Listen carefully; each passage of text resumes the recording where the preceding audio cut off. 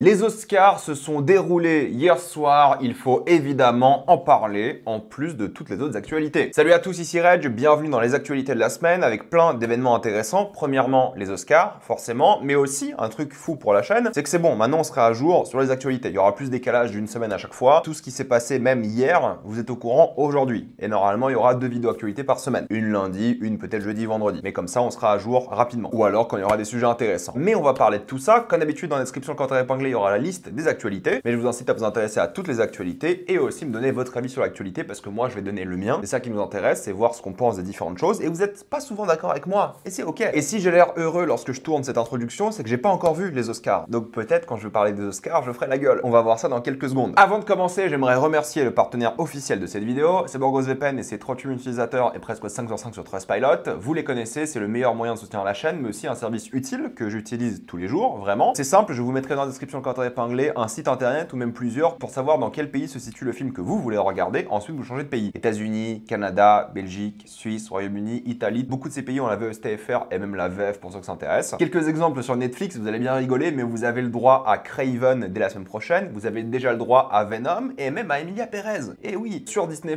vous avez des films comme Vaiana 2, déjà, Alien Romulus ou même A Real Pain que je vous conseille quand même de regarder en salle. Ensuite, pour voir des films comme Gladiator 2, ça se passe sur Paramount+.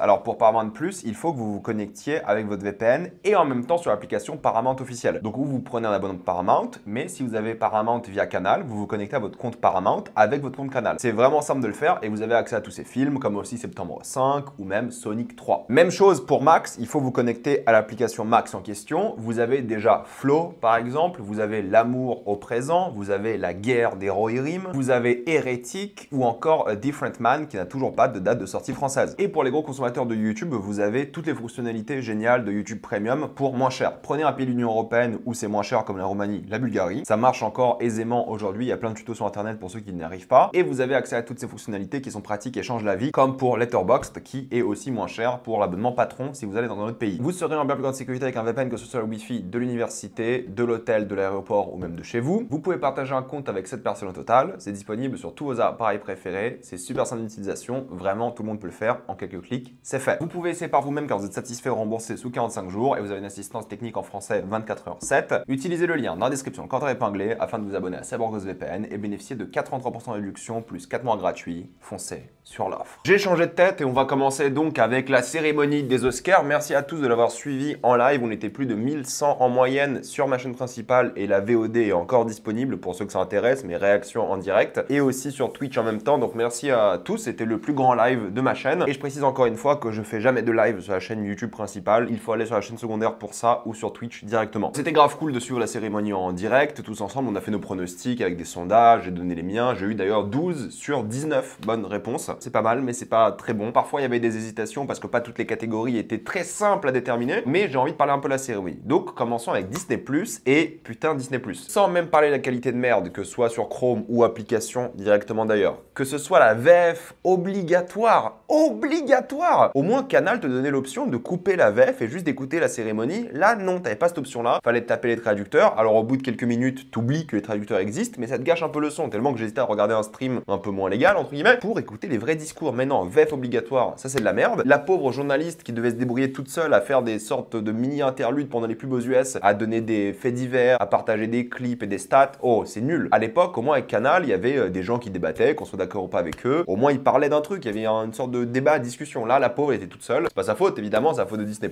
Il faisait des allers-retours avec les gens qu'ils ont réussi à choper sur le tapis rouge ou pas. Bref, nul. Le remplissage était assez mauvais, la qualité mauvaise, la VF, alors pas le travail des traducteurs, ils traduisaient bien et rapidement, il y a pas de souci, mais juste, laissez-nous regarder en VO, bordel. Mais vous inquiétez pas, je pense que les prochaines années, Disney, ils vont juste mettre des pubs comme aux US et on va se faire bien avoir. Mis à part cette torture logistique, j'ai bien aimé l'hôte, Conan O'Brien. Moi, j'ai toujours bien aimé, que ce soit sur ces late shows qu'il faisait ou même en tant qu'humour. Je trouve que c'est un gars qui a une bonne énergie et c'est un gars qui est toujours très positif. Et c'était bien parce que c'était un peu le but de la cérémonie. Les Oscars, ces dernières années, ils ont toujours été un peu négatifs par rapport au film, mais là, ils ont un peu pris la voie de la célébration du cinéma et c'était cool. Même les blagues qu'ils font chaque année sur la durée des films qui sont trop longs, là, la blague, elle était positive. Il disait que je ne voulais pas que Brutalist s'arrête. Et ça ne s'est jamais arrêté. Que ce soit les blagues qu'ils ont fait au début sur les nommés, sur Kendrick, sur Joker 2, qui était assez drôle d'ailleurs, sur Trump et Anora par exemple. Il y avait toujours ces blagues qui étaient en lien avec le cinéma, l'actualité, et j'ai trouvé ça bien. Il n'y avait pas de moment gênant venant des Américains, on en parle après de ça. C'était toujours plutôt bien et ils mettaient bien en avant aussi le travail des gens qu'on voyait moins, comme les chefs costumiers, les chefs op, les gens moins connus. Ils avaient à chaque fois des petits passages pour mettre en avant leur travail et je trouve ça bien et mignon et c'est ce qu'il faut faire. Après, il y a des trucs que j'ai pas compris. Pourquoi est-ce qu'on a passé 7 minutes ou je sais pas combien de temps sur James Bond? Est-ce que c'est parce que c'est la fin de la franchise et du coup elle est morte depuis la semaine dernière? Est-ce que c'est parce qu'on verra plus jamais James Bond aux Oscars depuis le rachat d'Amazon? Je ne sais pas, mais j'ai pas compris. Voilà, pour le coup. Je peux comprendre Quincy Jones, un hommage et tout, il y a aucun problème, bien sûr. Mais concernant James Bond, là, j'avoue, j'ai pas compris. Et d'ailleurs, la séquence in memoriam, j'ai trouvé un peu rushée. Tu vois, il y a des grands qui sont partis et j'ai trouvé qu'ils sont allés super vite. Ils ont vraiment pas pris leur temps. Je sais pas si c'est une séquence qui a été faite vraiment au dernier moment à cause, entre guillemets, à cause du décès de Gene Hackman. Je ne sais pas, mais c'était vraiment fait un peu à l'arrache et c'était pas vraiment un hommage, je trouve, à ces gens-là qui ont influencé le cinéma. Tu t'attendais à plus que quelques petits passages, je sais pas, sur Lynch par exemple, alors qu'il y a plein de gens qui ont bossé avec Lynch qui étaient dans la salle, par exemple. C'était une cérémonie sympa, respectueuse, sans vraiment de moments de gêne et je trouve que tout était plutôt bien trouvé, donc bravo à eux, c'était bien. Même si c'est un peu trop long et tu te demandes pourquoi c'est aussi long, mais c'était bien quand même. Maintenant, pour parler des vainqueurs, je vais commencer avec la catégorie meilleur scénario original. C'est Anora qui a gagné et moi je trouve ça mérité. Je trouve ça bien, je pense qu'Anora le mérite clairement. Sean Baker avait remporté son premier Oscar de la soirée. Je trouve que c'est un chef-d'œuvre. De toute façon, Anora, moi j'ai toujours dit, j'ai une critique sur YouTube et je suis très content pour Sean Baker et je pense que c'était l'un des meilleurs scénarios de l'année et c'était carrément mérité. C'était pas une catégorie facile et pourtant j'ai trouvé ça mérité. Deuxièmement, c'était scénario adapté. Là, c'est Conclave qui a gagné et c'est cool. Belle adaptation. Je crois que c'est le seul Oscar que Conclave a gagné de la soirée. Très content pour Conclave. Un scénario qui tenait bien en haleine. C'était un super film. Rien à dire. Content. Et je pense peut-être que c'était le meilleur de la catégorie, en tout cas d'un point de vue personnel et peut-être même objectif. Donc je suis content que Conclave ait gagné. Et deux seules catégories que Dune a remporté, c'est évidemment Son, qui aurait pu mal finir, hein, vu certaines concurrences d'un film que je ne citerai plus, un film français, et meilleurs effets spéciaux, et c'est mérité. Alors oui, c'est deux Oscars techniques, mais c'est bien quand même. Ils ont fait un super travail dessus, et Dune méritait au moins ces Oscars-là. Peut-être dans quelques années, dans 2 ans, Dune Messiah viendra prendre sa revanche. Qui sait? Production design et décor, c'est Wicked qui a gagné, et je pense que c'est pas vraiment surprenant. Je pense que Wicked avait toutes ses chances de gagner depuis le début. On aurait pu le donner à tous les autres, hein, de la catégorie, mais c'est vrai que Wicked a beaucoup bien avancé les corps. Ils ont quasiment tout fait, donc je comprends. Et c'est pas du vol, honnêtement, c'est une belle catégorie, mais les autres auraient pu gagner aussi. Meilleure chanson originale, c'est El Mal qui ont gagné, donc nos Français Cocorico, avec le seul vrai moment de gêne de la soirée, c'est quand ils ont chanté le nom d'Emilia devant tout le monde, et c'est cool. Honnêtement, lorsqu'on est cringe au César, c'est gênant, mais lorsqu'on est cringe à l'étranger, c'est un peu mignon, c'est un peu adorable. On est les Français cringe, on a gagné, on est heureux, on est cringe, parce que quand tu gagnes une récompense, c'est ok d'être cringe. Il y a des moments dans la vie, c'est ok d'être cringe. Quand t'es heureux, c'est ok d'être cringe, et je trouve que c'est ok. Je trouve que c'est mignon, c'était la chanson qui allait gagner, je comprends, c'est comme ça. Moi, j'aime pas le film, mais la chanson était bien et c'était mérité. Meilleure musique cette fois-ci, c'est Brutalist qui a gagné. C'était à la fois un peu prévisible et un petit peu une surprise dans le sens où ça aurait pu aller dans une autre direction. Ça aurait pu être Conclave, ça aurait pu être d'autres films, mais Brutalist le méritait. D'ailleurs, il était assez adorable, le mec qui a gagné, le compositeur. Il était tout stressé sur scène. Bravo à lui, première nomination, premier Oscar, il mérite. On lui souhaite une très belle carrière. La musique de Brutalist était absolument géniale. Ça se jouait entre lui et Conclave, de toute façon. Meilleur maquillage et coiffure, c'est évidemment de Substance qui a pris. Et bravo, encore une fois, Cocorico à nos Français qui ont gagné. Clairement mérité. Voilà, c'était le film qui mettait le plus en avant les prothèses, les maquillages, les effets pratiques de ce point de vue-là. Donc bravo, c'était mérité, rien à dire. Je pense que c'était évident qu'ils allaient gagner et tant mieux. Meilleur film en langue non anglophone, là j'avais vraiment peur, hein, que Emilia Pérez gagne, mais non, c'est bel et bien I'm Still Here qui a gagné et je suis content. Clairement mérité, une belle victoire, rien à dire. Moi je l'aurais donné personnellement aux graines du figuier sauvage, mais la récompense est quand même méritée. Je suis content qu'I'm Still Here ait gagné quelque chose au moins parce que c'était un super film qui méritait clairement de gagner au moins quelque chose. Donc meilleur film non anglophone, c'est vraiment bien et content pour le film. Meilleur montage, c'est Anora qui a encore gagné avec Sean Baker qui a lui-même fait le montage de son film, ce qui est quand même assez anodin, c'est pas souvent que ça arrive. D'ailleurs, on checkait en live quel réalisateur avait gagné des Oscars un peu classiques de réalisateur, vous savez, scénario, réal, film. Il y en a pas beaucoup qui ont fait leur propre montage, voire quasiment jamais pour le coup. Mais Anora a gagné et je pense que c'est un très bon montage. Encore une fois, belle compétition, Brutalist aurait mérité, Conclave aurait mérité. Mais là, voilà, belle victoire tout de même. J'adorais le montage d'Anora, super travail et deuxième Oscar de la soirée pour Sean Baker. Et déjà, il rentre dans l'histoire. Meilleur scénario, meilleur montage en une soirée, c'est fou. Meilleur documentaire, malheureusement, je n'ai vu que No Other Land, donc je peux pas vraiment me prononcer sur les autres, mais c'était mérité. C'est d'ailleurs assez mignon lorsque Guy Pearce s'est levé pour les féliciter. Guy Pearce était l'un des seuls à venir avec un pins Free Palestine. Donc les gagnants ont fait un bon discours, direct, droit au but, message assez important, surtout aux États-Unis, qui est un pays très sioniste, et surtout Hollywood aussi. Donc c'était une belle victoire. Encore une fois, en termes de qualité, malheureusement, je peux pas me prononcer. Le documentaire est très bien, moi je l'ai vu hier du coup, mais j'ai pas vu les autres films. Mais je pense qu'en termes de message, c'est mérité. Et le film, en termes de qualité, c'est mérité aussi. Mais je ne peux pas personnellement comparer. Lorsque la catégorie meilleur réalisateur a été annoncée, on savait qu'Anora allait tout gagner parce que Sean Baker a encore pris. Encore une fois, moi j'adore la réalisation de Sean Baker, je pense qu'il mérite, je pense qu'Anora est sublime. Ça aurait pu aller pour Brady Corbet aussi, je dis pas. Brady aurait clairement mérité aussi, mais je pense que Sean Baker mérite aussi. Rien rien à dire. 3 Oscars en une soirée, dont meilleur réal, meilleur scénario, meilleur montage. C'est quasiment du jamais vu. C'est dingue. Donc félicitations à lui. Je suis très content. Je pense que c'est top. D'ailleurs, j'avais fait un pari en live. Si Anora gagnait toutes les récompenses majeures, comme il a fait ce soir, j'allais acheter le Blu-ray cher Criterion. Je vous le montrerai lorsque je le recevrai un jour. En termes de costume, c'est Wicked qui a gagné. Je pense que c'est aussi mérité pour le coup. Et ce qui est intéressant, et je me suis pris un peu un saut de merde déjà sur les réseaux à cause de ça, mais dites-vous que c'est le premier noir à gagner de l'histoire de la catégorie en presque 100 ans d'Oscar. Et c'est pour ça qu'il faut du wokisme, tout ce que vous voulez. Parce que c'est pas normal qu'en 100 ans, dans un pays où avec autant de noirs que les États-Unis, ce soit le premier en 100 ans. Ça veut juste dire que l'accès à la profession est limité. Ça veut dire que des personnes noires n'ont jamais eu l'opportunité, n'ont jamais eu les conditions socio-économiques pour entrer dans ce genre de milieu artistique. Enfin, c'est arrivé. Il est rentré dans le milieu, il a gagné un Oscar, mais c'est pas normal qu'il ait fallu attendre 100 ans. Et je pense pas qu'il a gagné parce qu'il est noir, je pense qu'il a gagné parce que les costumes de Wicked étaient vachement bien. Ça aurait pu être Nosferatu, ça aurait pu être Conclave, mais là c'est mérité. Wicked a fait un très bon travail sur la production design, sur les costumes, et c'est pas une victoire pour la couleur de peau. Mais cependant, il faut se poser la question de pourquoi il n'y avait pas eu de noir avant dans ce genre de catégorie. Et encore moins vainqueur en 100 ans d'histoire de cinéma, bordel. Dans un pays comme les États-Unis. Meilleure cinématographie, ou photographie pour être plus précis, c'est Brutalist qui a gagné, et je pense que c'est mérité aussi. Très belle photo, l'un des films les plus impressionnants visuellement de l'année. Ça aurait pu aller dans toutes les directions aussi, il y avait de beaux candidats, que ce soit Nosferatu, d'une partie 2 ou même Maria. Ça aurait pas été un vol, mais Brutalist, je pense le mériter, il était peut-être un peu au-dessus. Je pense que c'est le meilleur de la catégorie qui a gagné. Donc content pour le film. Meilleur film d'animation, moi j'ai quand même parié que ça allait être Le Robot Sauvage qui allait gagner, mais en fait non, c'est Flo qui a gagné, et je suis content. Flo le mérite, c'était vachement bien. Meilleur que Le Robot Sauvage d'après moi. Moi je l'aurais quand même donné à Mémoire d'un escargot, en sachant que j'ai pas vu Wallace et Gromit, ça c'est vrai, parce que j'ai pas vu la saga. Mais Flo le mérite, je suis très content pour le réal, je suis très content pour la Lettonie, c'est la première récompense majeure pour la Lettonie de l'histoire. Bravo à eux, très content, très fier pour eux, ils ont l'air hyper contents aussi. Un grand bravo, c'est trop bien, Flo c'était mortel. Meilleure actrice dans un rôle secondaire, c'est Zoé Saldana qui a gagné, sans aucune surprise, c'est elle qui gagnait depuis le début, depuis toutes les cérémonies de récompense. Elle mérite, je pense qu'Emilia Pérez ne méritait que meilleure chanson et meilleure actrice secondaire, et c'est tout ce qu'Emilia Pérez a gagné, et tant mieux. Zoé Saldana mérite, elle était hyper émue, d'ailleurs j'ai beaucoup aimé son discours, elle était à fond, elle était contente, c'était trop bien. Discours important aussi sur le fait de donner des chances à des gens, peu importe s'ils sont issus de l'immigration ou pas d'ailleurs, message encore plus fort aux États-Unis bien sûr. Je pense que d'autres auraient pu gagner, et j'aurais aimé peut-être voir d'autres personnes gagner, mais je pense que Zoé Saldana mérite tout de même. Acteur dans un second rôle, c'est Kieran Culkin qui a gagné, encore une fois zéro surprise parce qu'il gagnait tout depuis le début. Kieran Culkin, ce qui est trop bien avec lui, c'est qu'il mérite de une. Alors oui, il y avait une belle compétition, hein. C'était l'une des catégories les plus compliquées, avec en face Jeremy Strong d'ailleurs qu'il a félicité lors de son discours. J'adore voir les deux enfants de Logan Roy être toujours amis. Guy Pearce aurait mérité aussi, il est bluffant, et c'était sa première nomination à l'Oscar aussi, Guy Pearce, ce qui est assez étonnant, mais Kieran mérite, rien à dire. D'ailleurs ma critique de Real Pain sort demain, très content pour lui, et d'ailleurs il a passé son discours à dire qu'il allait faire l'amour à sa femme, et je respecte à quel point il est fou. Si vous avez déjà suivi sa femme ou lui sur les réseaux, les deux sont fous, ils vont bien ensemble, trop bien. Donc je suis content pour Kieran, mais t'inquiète Jérémy, ton temps viendra, tu vas le gagner ton Oscar, tu vas le mériter. Meilleure actrice dans un rôle principal, alors là moi je voulais pas que ce soit Demi Moore, non pas que j'aime pas Demi Moore, mais je pense qu'elle méritait pas Demi Moore face à la compétition. Moi avec le temps j'aurais bien aimé que ce soit Fernanda Torres, parce que la performance de Fernanda Torres elle est ici, ancrée à tout jamais dans ma tête, elle est formidable donc je suis toujours là, mais je vais pas vous mentir, Mackie Madison, moi j'ai trouvé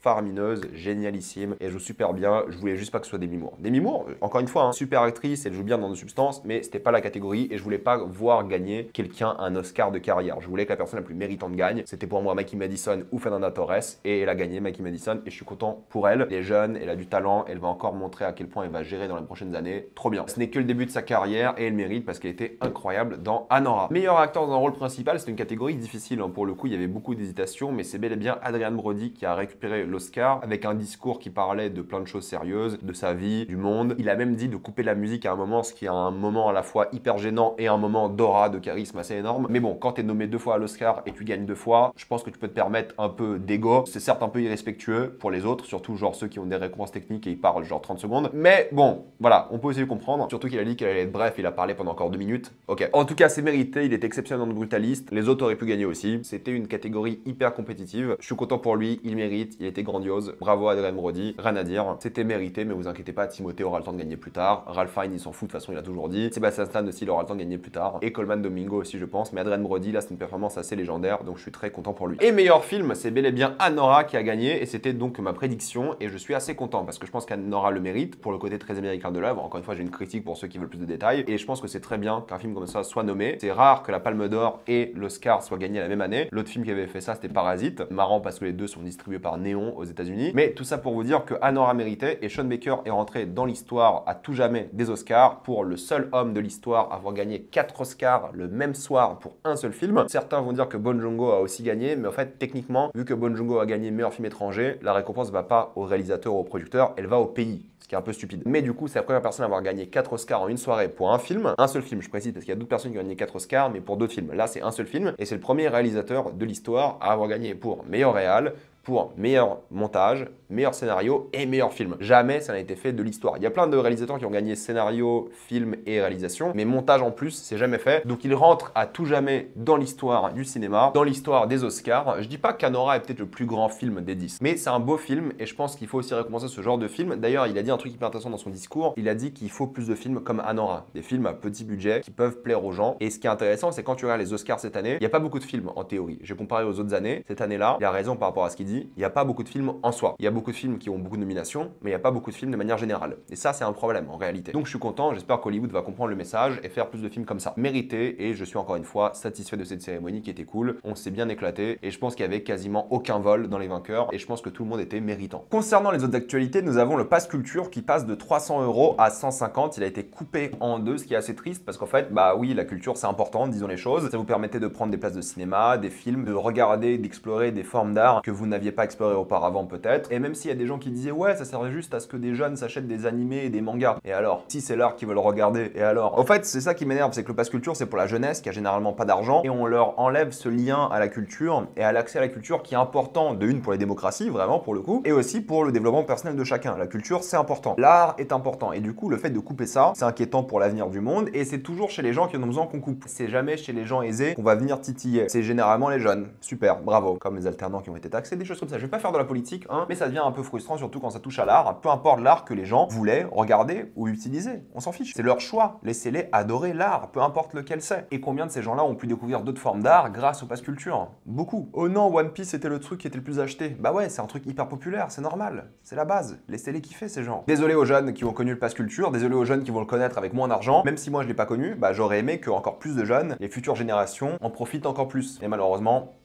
on n'a pas fait les bons choix ces dernières années. Il y a aussi eu la liste des acteurs américains les mieux payés de l'année 2024. Je vous la mets en description quand on est épinglé. Il n'y a rien de surprenant pour le coup. Tout est bien expliqué dans l'article. Il y a à chaque fois un paragraphe par personne. Il n'y a rien qui m'a choqué, honnêtement. Voilà, le top, ça reste Dwayne The Rock Johnson. Derrière, il y a du Ryan Reynolds, du Seinfeld, du Hugh Jackman. Bref, c'est des gens qui ont bossé sur des gros projets ou avec des plateformes de streaming ou avec des gros studios. Rien de surprenant. Il n'y a pas besoin de parler de la liste en détail, je pense. C'est pas la chose la plus intéressante. Tout est assez direct. Mais pour ceux qui veulent l'avoir, vous l'avez évidemment en bas. En termes de box-office, il y a plusieurs déceptions. C'est le film Mercato de Jamel Debbouze et honnêtement apparemment le film est pas mal mais je vous jure la bande-annonce m'a tellement pas donné envie et ça m'intéressait pas. Il y a plein de gens qui m'ont dit c'est sympa si t'aimes le foot et tout, moi j'aime bien le foot mais pas assez pour aller voir ce genre de film et c'était un échec commercial hein, pour l'instant avec plus de 13 millions de budget et à peine 150 000 entrées, donc c'est un vrai échec. Dommage pour lui parce qu'apparemment il voulait un peu se renouveler avec un rôle dramatique mais le public n'est pas du tout au rendez-vous. À la base j'hésitais à y aller hein, mais je vous jure la bande-annonce m'a tellement déchauffé que je voulais même pas y aller en faire une critique. Peut-être je le regarderai sur Canal dans quelques mois, qui sait. Captain America Brave New World aussi a connu non pas forcément tout de suite un échec parce que le film n'a pas encore atteint les 400 millions nécessaires. Normalement, le film avec son budget devrait être à 425 millions d'après les analystes de box-office international pour être juste rentable. Mais il a connu l'une des plus grosses chutes de l'histoire de Marvel avec 82% aux États-Unis d'un week-end à l'autre, ce qui est vraiment très mauvais. Pour le coup, un bon film, il fait moins de 50. Mais bon, c'est un peu le Marvel Balek et s'il fait 400 millions, c'est déjà pas mal pour eux, j'ai l'impression, mais c'est même pas sûr. Donc on va voir ce que ça va donner, mais c'est pour l'instant un échec. On va voir dans quelques semaines. Surtout, j'ai l'impression que Marvel comptait un peu sur le film. Genre, je pense pas que c'est Thunderbolts qui va les sauver. Si les 4 Fantastiques est un échec, ça va être chaud pour Marvel, vraiment. Pour les fans de Supernatural, vous allez être heureux parce qu'en fait, le casting de Supernatural va être dans The Boys saison 5, vous le savez. Misha Collins, Jared Padalecki et du coup Jensen Ackles, qui a déjà été dans The Boys, sera de retour, mais les autres vont le rejoindre. Pourquoi? Parce que vous le savez, le showrunner de The Boys est le même showrunner que Supernatural, en tout cas des 5 premières saisons. Du coup, le casting de Supernatural sera dans la 5e saison et je pense qu'on va bien se marrer. Ce sera cool d'avoir cette réunion pour la 5e et dernière saison de The Boys. Ça me semble assez approprié et je pense que ça va être fun. Le tournage va commencer. Je vous ai parlé la semaine dernière d'un film qui s'appelle Holland avec Nicole Kidman, Matthew McFadden et tout, et la bande-annonce a enfin été diffusée. C'est un film qui sort sur Prime fin mars et la bande-annonce m'a plutôt donné envie. C'est une sorte de thriller entre une femme au foyer et en même temps un mec qui vit une double vie. Ça peut être pas mal. La bande-annonce était un peu intéressante, à voir ce que ça va donner. Netflix France a fait une proposition assez intéressante sur Twitter. Ils ont dit qu'à 100 000 RT, ils feront un animé sur les origines de Pesci. Ça a largement dépassé les 100 000 RT. Ça a fait une dizaine de millions de vues, voire plus. Et maintenant, est-ce qu'ils vont le faire? On sait pas. Je pense qu'ils vont se dégonfler. Je pense qu'ils vont pas le faire. Mais c'est possible qu'ils le fassent aussi. Vu la promo et le marketing, c'est possible qu'ils fassent une sorte de short short de 30 minutes sur l'origine des Pessi en mode animé, pourquoi pas. Vu la pub que ça a fait, je sais pas s'ils s'attendaient à ce que ça marche autant. Peut-être ils ont déjà un projet prévu Pessi, qui sait, un documentaire ou un truc. Mais voilà, peut-être ils vont le faire, on verra bien. Je me demande si c'est pas une campagne marketing qui a un peu backfire et qui les a un peu surpris. Les cinémas sont énervés par rapport à IMAX. Pour ceux qui savent pas, le film Narnia sera diffusé en IMAX. Et comment ça se passe? En gros, lorsqu'un film est diffusé en IMAX, c'est l'entreprise IMAX du coup qui négocie avec les cinémas. L'entreprise va dire ok, à telle période, votre cinéma a le droit d'uniquement diffuser notre film. Le film en question, ça peut être Narnia. Et pendant 3-4 semaines, vous diffusez que du Narnia en IMAX. Il n'y aura pas d'autres films en IMAX autorisés. C'est quelque chose qui se fait. C'est des contrats d'exclusivité, ça marche comme ça. Mais les cinémas sont un peu énervés parce qu'en fait, Netflix, ils font jamais ça. Netflix, ils font jamais de l'IMAX. Et du coup, ça gâche les relations des cinémas avec d'autres studios. En novembre, en général, Disney, ils sortent un film. Et Disney, ils aimeraient bien avoir l'IMAX parce que l'IMAX, c'est plus d'argent. Et du coup, ces cinémas-là vont voir leur relation se dégrader avec les autres studios comme Disney, alors que ces cinémas dépendent de Disney aussi, disons les choses. Pendant que IMAX et Netflix vont sortir un film pendant 3-4 semaines qui sera même pas forcément une grande sortie parce que Netflix, ils font pas des grandes sorties et Netflix vont peut-être même pas refaire des sorties comme ça par la suite. Donc IMAX va imposer à plein de cinémas un film qui va peut-être même pas bien marcher comme ça parce qu'il sera peut-être en même temps sur Netflix ou des choses comme ça, on verra bien. Tout n'est pas encore précisé. Du coup, ça va les pénaliser et les cinémas sont un peu énervés. À voir comment la situation va évoluer parce que le film sort dans 1 an et demi, il y a le temps. Et il y a aussi la bande-annonce, si on parle de Netflix, de Havok ou Ravage, appelé comme ça en français. Et j'aime bien le titre français, pour le coup, c'est pas souvent que je vais le dire, mais Ravage est assez approprié, je trouve. C'est le prochain film de Gareth Edwards avec Tom Hardy, entre autres. Gros film d'action bien bourrin. Moi, je suis chaud. Ça sort le 25 avril. On a eu un teaser d'1 minute. Moi, je suis grave chaud. On va mater ça, on va faire une critique. Je pense que ça va être monstrueux et qu'on va se taper une énorme barre devant. En termes d'action, ça va être mortel. Moi, j'y crois, je fais confiance. Si on parle de bande-annonce, c'est la bande-annonce de Andor qui a été diffusée. Enfin, la saison 2 qui sort le 22 avril. Et je précise juste que ça sortira 3 épisodes par semaine. Et c'est bien parce que si vous le savez, Andor se constitue en arc narratif de 3 épisodes. Et pour cette saison 2, chaque 3 épisodes sera une année. Du coup, il y aura 4 semaines de Andor. On va les critiquer, je pense, chaque semaine, jusqu'à arriver à Rogue One. Et je trouve que le mode de diffusion est une bonne idée, narrativement. Ensuite, la bande-annonce donne envie. On dirait une vraie série avec du budget qui a la gueule et fait par des gens qui savent faire des choses intéressantes. Donc je pense que Andor sera exceptionnel et on en parlera. Mais oui, ça me donne clairement envie. Si on parle de Star Wars, c'est aussi Kathleen Kennedy qui est donc en charge de Star Wars depuis le rachat de Disney, qui va partir à la retraite de Star Wars, entre guillemets, à la fin de 2025. Elle cherche un remplaçant ou une remplaçante. On ne sait pas qui ça sera, il y a quelques pistes, par exemple, mais on va pas en parler tout de suite tant qu'il n'y aura pas de nom définitif. Et vu à quel point elle a mal géré la franchise Star Wars,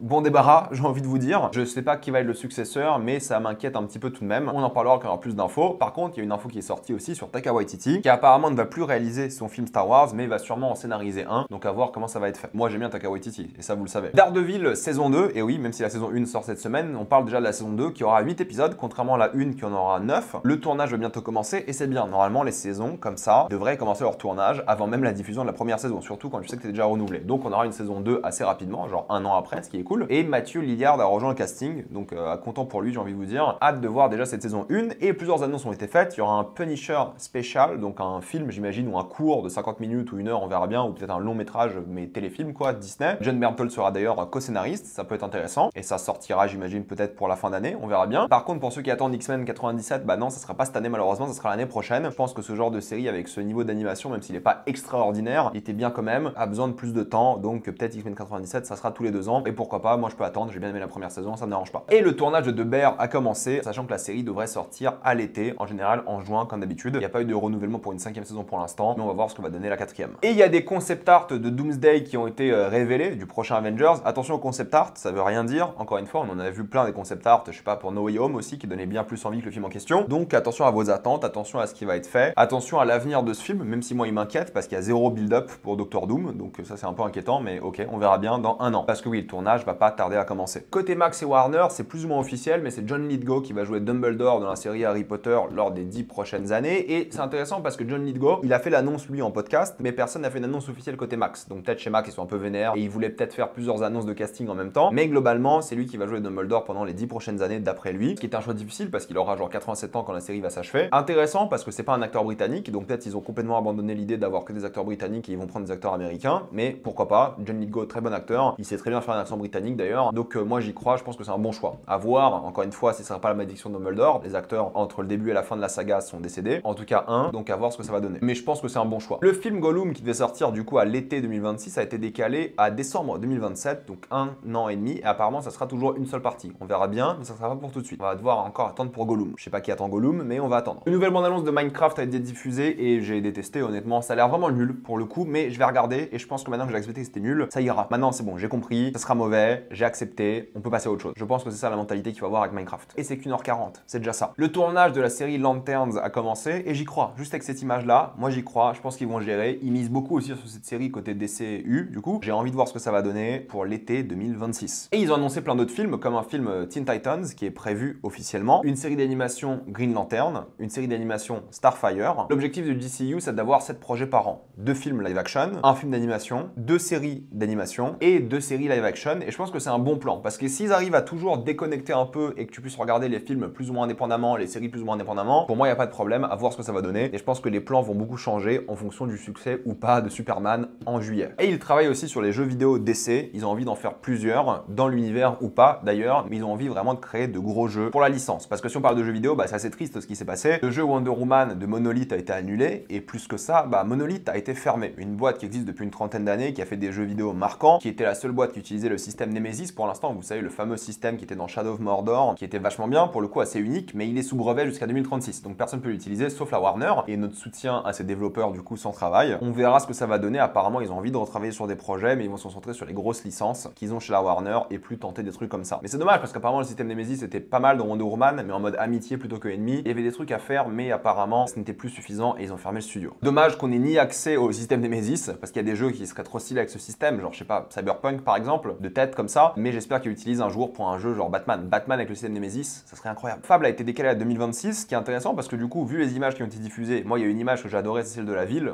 waouh, ça donne envie d'y être pour le coup, mais même les extraits qu'ils ont montrés de quelques secondes, genre il y a un teaser du minute qui a été diffusé, Fable qui sort l'année prochaine, c'était une bonne chose et peut-être un teaser aussi pour une prochaine console de Xbox. Moi je trouve ça intéressant s'ils arrivent à décaler un peu les consoles, genre une console Xbox en 26, une PlayStation en 27-28, ça peut être cool. Surtout qu'ils sont un peu à la ramasse Xbox, de toute façon moi j'ai joué sur PC à ça, mais ça donne envie pour le coup Fable. Par contre c'est vrai que si on parle de PC, moi j'ai commandé une 5090 il y a un mois déjà, elle est toujours pas en stock, mais elle est précommandée, elle va arriver un jour. Mais apparemment les 5090 ont plein de problèmes. Genre vraiment, il y en a qui brûlent, il y en a qui se cassent tout simplement, il y en a qui n'ont pas les composants nécessaires. Il y a des 5090 qui ont 10% de performance en moins à cause de composants manquants. Donc moi quand je vais recevoir, faut que je check que j'ai bien les bons composants. C'est un four total, elles sont pas en stock, personne peut les acheter. Les revendeurs externes de Nvidia, ils ont augmenté tellement les prix que personne peut les acheter non plus. C'est la catastrophe, disons les choses. Et honnêtement, c'est grave triste parce que j'ai un PC là tout monté que j'utilise pas depuis un mois parce que ouais, j'ai pas de carte graphique. J'ai pas envie de mettre l'ancienne dedans. Bref, c'est un désastre. Il y a des nouvelles photos de Siri qui ont été diffusées par rapport à The Witcher 4 et moi j'ai envie de vous dire un truc, elle fait trop masculine, elle me dégoûte. On dirait Geralt en femme. Ah non, pardon, je suis pas un influenceur de merde. On a toujours soutenu le design de Siri, elle a toujours été très féminine, peu importe ce que disent les gens, c'est pas Geralt en meuf, ça a toujours été Siri, elle a juste un peu vieilli,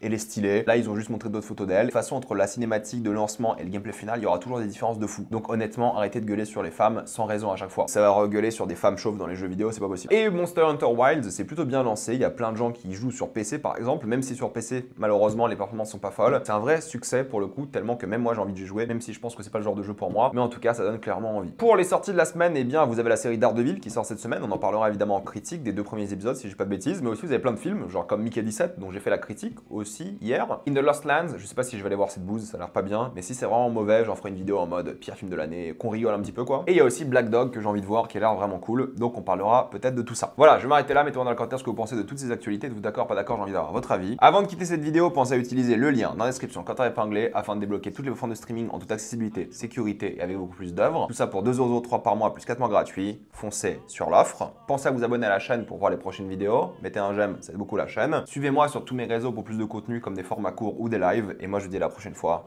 Salut à tous.